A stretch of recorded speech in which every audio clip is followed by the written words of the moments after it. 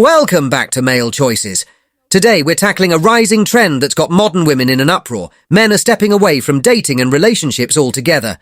We'll break down why men are making this choice, the frustrations it's stirring up, and what this could mean for the future of dating. Make sure to like, subscribe and tap that notification bell so you never miss an update. Let's dive right in.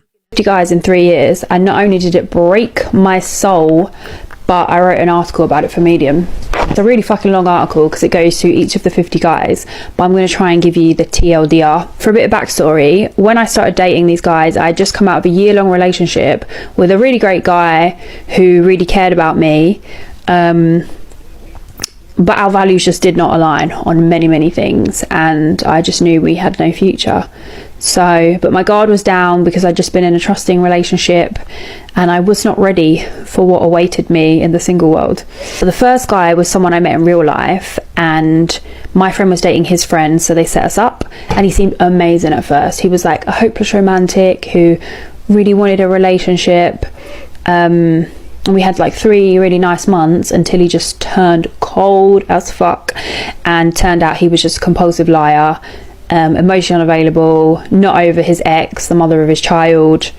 But I was already attached to him by that point, so I found it really hard to cut him off, and we had this whole push and pull thing for like 9 months, and then eventually I cut him off for a year, and then stupidly went back and the whole thing happened again, and all in all it took me like 2.5, 3 years to get over this fucking guy, so we didn't get off to the best start. The next guy was somebody that I met on Tinder, and we had a few nice dates until he ghosted me. There were massive red flags with him. He started trauma dumping on the first date, telling me about how his dad used to beat him and his mum up and all sorts of bad things.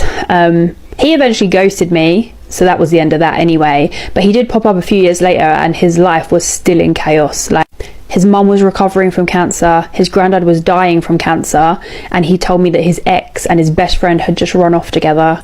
And he also told me that he was sleeping with his therapist because his therapist had tried to blackmail him.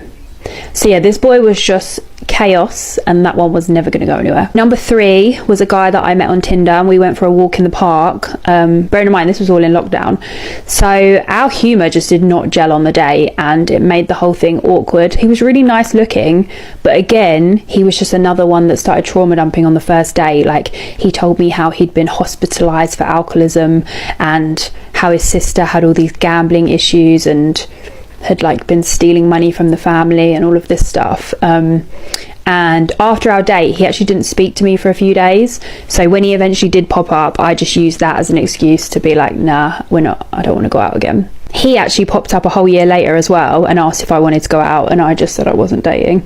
The 4th guy, he was somebody that I met on Tinder, and I did a FaceTime date with him because I decided to start vetting these men before I actually met them. And I was glad I did with him because on the FaceTime he told me that he doesn't have any friends. And when I was like, oh well, who do you hang out with? He went, oh, I just hang out with whatever girl I'm dating. So yeah, that was massive red flags. So when he asked to go on a date, I just politely declined. The 5th guy was someone I met on Bumble, and I met him right as me and the first guy were ending for the first time. So I was like fucking heartbroken and probably shouldn't have been dating, to be honest. But this guy was like a really nice person and had his life together, it seemed. And it was just the kind of person I knew I should be dating. So I decided to give it a go.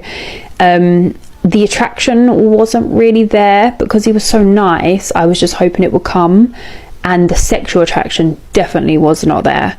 And he also was depressed, and he used to make jokes about unaliving himself a lot, and my mental health wasn't the best at the time, so I didn't think that was that good for me. But I think we dated for about 3 months, and eventually we went on holiday. And soon as I went on that holiday, I knew I didn't want to be with him and I shouldn't have gone, and the whole thing was a massive mistake. And he also made some really dodgy comments about the whole Sarah Everard Wayne Couzens case that put me off of him. So as soon as we got home, I ended things immediately on the grounds that we just didn't have a very good sexual connection, which he admitted was the case. And he turned around and was like, oh, we could just carry on sleeping together if you want. And I was just like, you're not really getting it. But yeah, I feel bad for letting that one drag on as long as it did. But he was a nice guy and I really just wanted to give it a chance. But it just was not meant to be. Sixth guy was somebody I met in real life. I met him at West Ham football stadium, and he came up and asked for my phone number, and he was good looking, so I gave it to him. But then he kept calling me every night. He was calling me every Friday night at like 2 a.m, like, so clearly just trying to booty call me. Eventually we met up on a night that we were both out, and he was just a huge Coca-Cola head, and you could see he literally had Coca-Cola around the rings of his nostrils. So I actually ended up blocking him. We actually reconnected like 2 years later because we kept matching on the apps, and he was still a Coca-Cola head and only wanted to sleep with me. The seventh guy, I met him on Bumble. He had great banter, good looking, cute dog. So we used to walk his dog. We used to go to the same gym, so we'd go and use the spa together. We had like 3 really lovely fun dates, and then he literally started crying on my shoulder about his ex, and I realised that he wasn't over her. And I also realised that he was sleeping with loads of different women. So we became friends, and he admitted to me that he slept with over 1,000 women. Number 8, this was a guy I met on Tinder. I probably shouldn't have gone out with him because he was quite a bit younger than me, but we went on a really nice date. We went axe throwing, and then on the date he told me that he was not looking for anything serious. So when he asked for another date and tried to kiss me, I just declined on both counts. Number 9 was a guy I matched with on Tinder. We had a little FaceTime. He was Australian. He was nice enough, but just, you could tell neither of us were really feeling it, and we did not speak again. Number 10 was a guy I met on Bumble. He was another guy who seemed nice enough, and we went on a date to the pub. And I thought he was a little bit rude because when we were chatting, he just kind of kept looking around the room, and I was like, oh, am I boring you? And when I pointed that out, he actually got really offended. Anyway, clearly neither of us were bothered because we did not go out again. Number 11 was a guy I met on Bumble, and it was probably one of the worst dates I've ever been on in my life. He wasn't even my type, but he was massively on my case about going for a date, so I gave him a chance. He asked me to meet him at the pub. Arsenal were playing. He told me him and his brother were going to be watching it, and then once it was over we'd go for food. So I go and meet him. He's at the table watching Arsenal on his phone, and when I get there he barely looks up from his phone, just says hi and then goes back to it. The brother was there and started asking me questions like, oh, where have you come from, what do you do? And the brother was like, oh, should I get you a drink? Brother goes off to get me a drink, and then I say to this guy, you're in a bit of a bad mood, shall I just go home? And he's like, no, like, once this finishes and we get food, I'll be fine. Anyway, so the match finishes, we're getting ready to go, and the brother's just standing there awkwardly, and I felt really bad, so I'd actually chatted to the brother more than the guy, and I didn't even want to go for dinner with this guy at this point. So I said to the brother, I was like, well, you can come if you want. And I ended up going on a date with this guy and his brother. As we were chatting over Thai food, it transpired that the guy that I was going on a date with was on day 3 of a bender. He'd gone out with work on the Thursday and got fucked. They'd had a new baby born in the family on Friday, and the pair of them had been drinking, and then Saturday morning he'd started drinking early for the football. We split the meal 3 ways at my date's request, and then afterwards he said, do you want to come for drinks with us? You can stay at mine tonight. And I said, no thank you. He actually messaged me a whole year later, just to say that I looked hot in my WhatsApp photo, and he did admit maybe bringing his brother on the date was not the best idea. Anyway, I'm running out of time now, so I'll have to do a part 2. So all right, let's break it down. She's gone through 50 guys in 3 years, and not one of them wanted to lock it down. At some point, you've got to ask. Maybe it's not the guys. Maybe the common factor here is her. Dating around is one thing, but running through 50 dates like a shopping spree shows there's probably more going on. It's not just about being selective. It's about knowing what you actually bring to the table and why you keep ending up right back where you started. Here's the truth. Men out here want someone who adds real value, someone who isn't just browsing for the next best option or treating dating like an endless checklist. Men don't commit to a woman just because she looks good or has a decent conversation. They're looking for stability, peace, and genuine partnership. If none of these 50 men thought she was worth sticking around for, it's a clear sign she's not bringing that. Let's be real. If she's scrolling through guys like a dating app feed, maybe the issue is her focus. Setting sky-high standards while offering little in return isn't exactly the foundation for a lasting relationship. Men want women who are serious about building something solid, not endlessly playing the field. Blaming men for not stepping up doesn't hold water anymore. If she wants a commitment, maybe it's time she starts acting like someone worth committing to. Okay, so a little while ago I did a video, and in that video I said about how lots of men are not in love or haven't been in love and have lied about it, and a bunch of you girls were saying, what do you mean by that, like what is this about? And I don't see many videos on this on social media, especially on TikTok, and something I don't think a lot of women realise, which is kind of a harsh truth to accept, and I think if a lot of men were honest with you, they would tell you this, they'd admit this, but lots of men either haven't been in love or are not in love with their partners.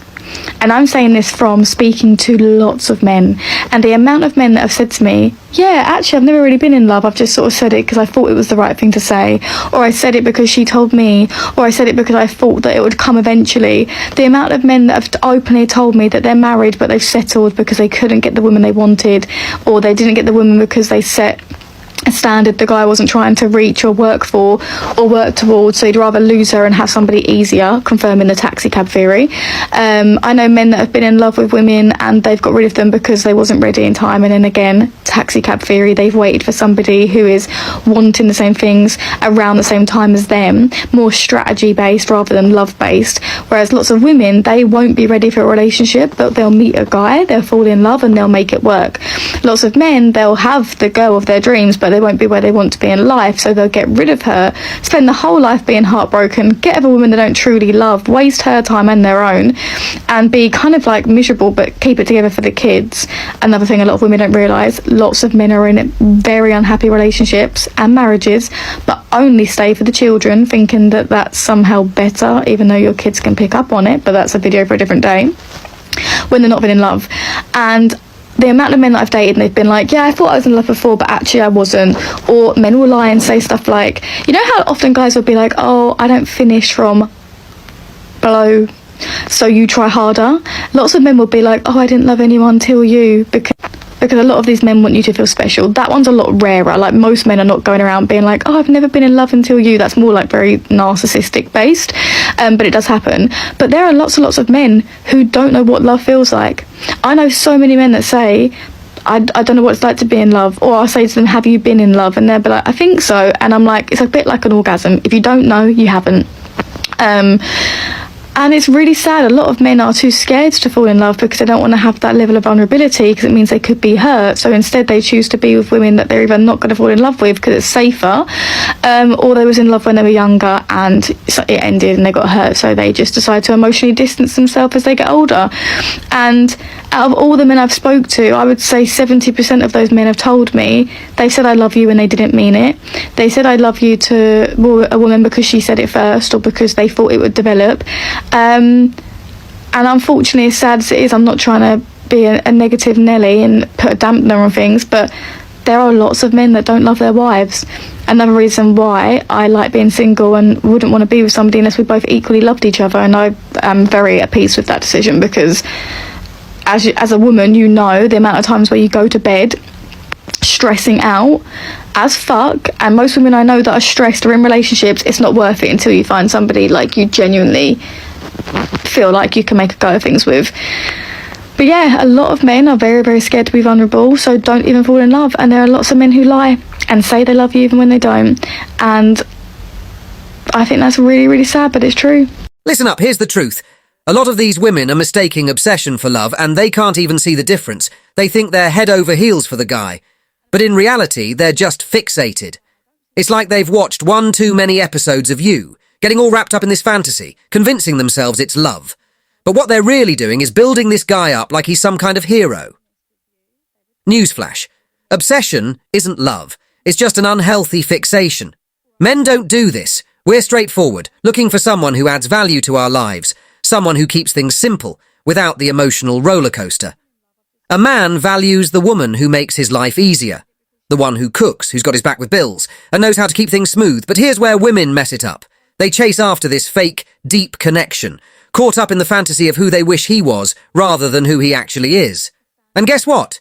When reality doesn't match their over-the-top expectations, everything crashes. But that's on them, for not understanding the difference between love and obsession. Men. We're simple. We just want peace, and someone who actually gets it. If more women figured that out, maybe they wouldn't be running in these endless obsessive cycles. If a man is ghosting you and you are going crazy, dear God, please, please do this.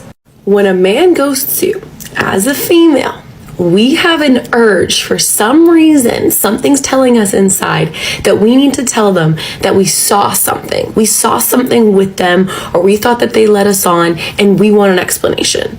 That voice is going to make us want to text him, call him, have any sort of context with him so that we can have some sort of knowledge or explanation for all of this. But no answer is an answer. No response is a big response. Let that sink in. You are not his mother, and you are not there to tell him and teach him what he likes and what he wants. Of course, it's normal to feel like you're not good enough and you want that validation from someone. But we need to ask ourselves, why are we letting one single man upset us that much? One single man when there are billions and millions of men on this earth.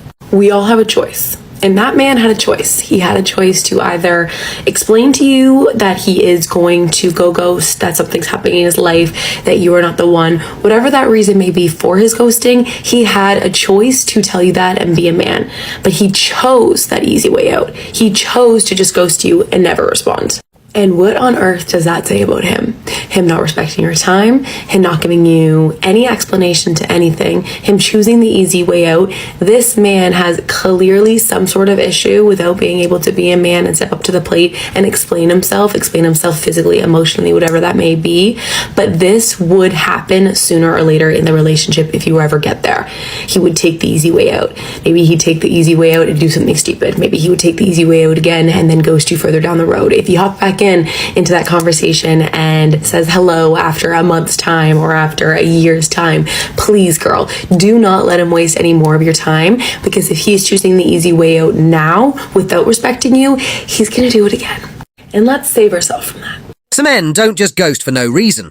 They're picking up on the clear signs that she's not really into it. Women often think guys ghost out of nowhere, but here's the truth.